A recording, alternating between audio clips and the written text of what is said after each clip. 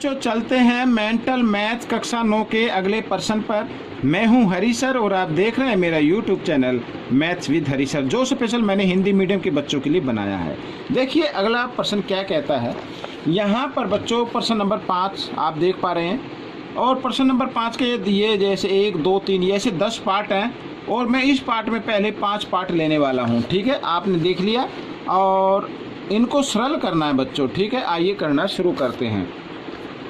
तो यहाँ पर मैंने लिखा हुआ पहले से ही, मैं आपको इसमें से बताता जाऊँगा और इसको करते जाएंगे। तो यहाँ पर हल मैं लिख देता हूँ। देखो 16 की घात लिखा है यहाँ पर घटा 1/5 और इधर पूरे सारे की घात है 5/2।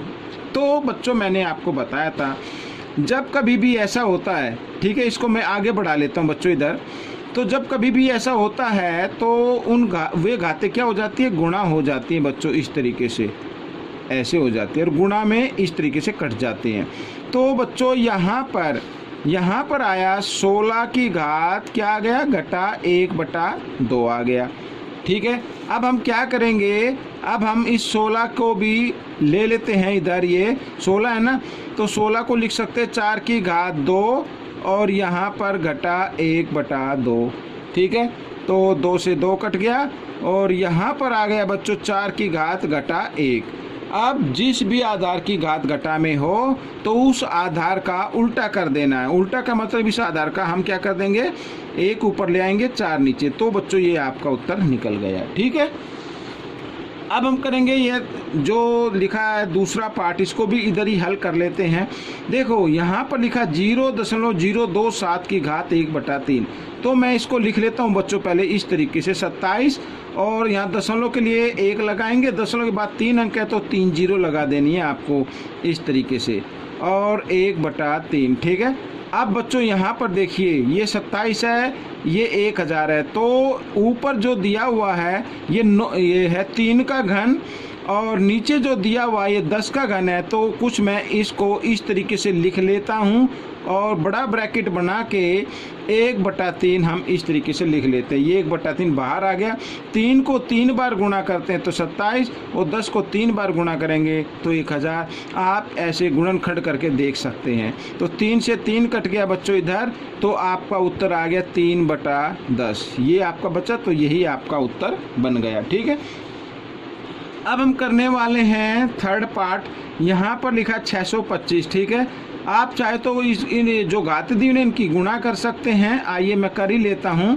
तो साथ साथ इस 625 है, इसको हम लिख सकते हैं 5 की घात 4 ऐसे। ठीक है, और यहाँ पर गुणा हो जाएंगी घातें तो घटा घटा जमा हो जाए, तो 1 एकम 1 और 2 चौक 8 इस तरीके से लिख सकते हैं। ठीक है, तो यहाँ पर बच्चों 5 की घात ये 4 है, ये ऊपर माना जाता हमेशा अंश में, तो इसकी घात आ जाएगी 4/8 ऐसे। तो 4 एकम 4, 4 दूनी 8।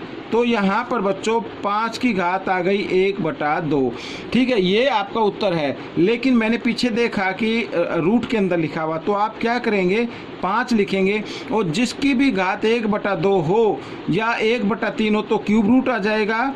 ठीक है, घनमूल आ जाएगा और 1/2 हो तो वर्गमूल आ जाएगा और वर्गमूल में 2 लगाने की जरूरत होती नहीं, घनमूल में 3 लगाने की जरूरत होती है अगर 1/3 होता तो। ठीक है, ये आपका उत्तर बन गया।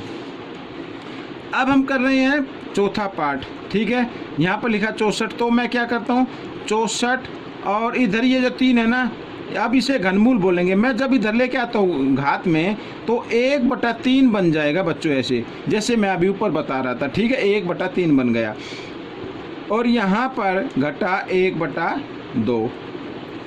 ठीक है, आगे कर लेते हैं।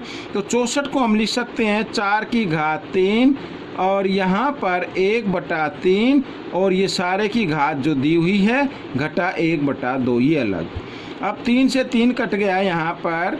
ठीक है बच्चों, तो यहाँ पर जो हमारा आया है ये घात गुणा हो जाती है, तो 4 की घात घटा 1/2। ठीक है, इस तरीके से आया है ये। अब हम इसको क्या करेंगे, देखो यहाँ पर क्या है, मैंने पहले भी आपको बताया है, जिस भी नंबर की घात घटा में हो तो उस संख्या का क्या कर देना है, रेसिप्रोकल कर देना है। या फिर एक बार और आप इसको कर लीजिए ताकि आपके लिए इजी हो जाए। जैसे 4 है ना, तो 4 को हम लिख सकते हैं 2 की घात 2 और यहाँ पर घटा 1/2।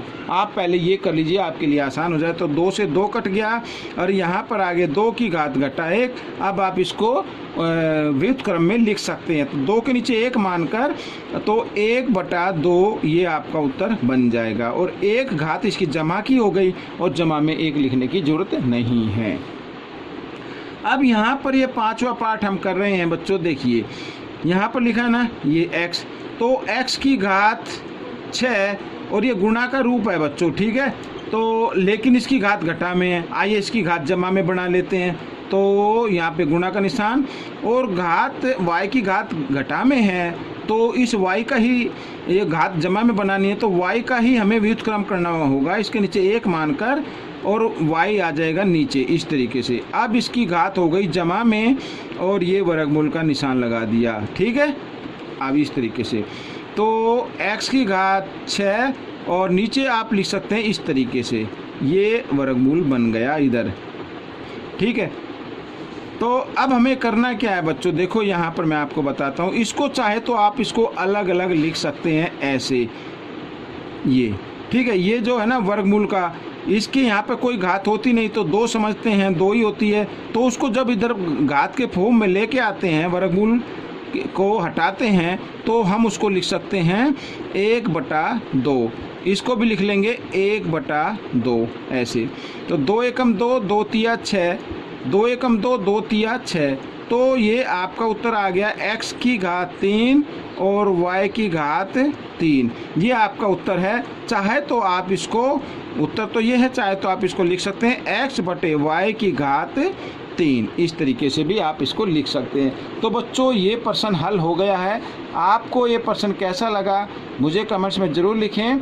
इसमें से सीखकर दूसरों को सिखाएं। मिलते अगले पार्ट में, तब तक के लिए प्रैक्टिस करते रहें।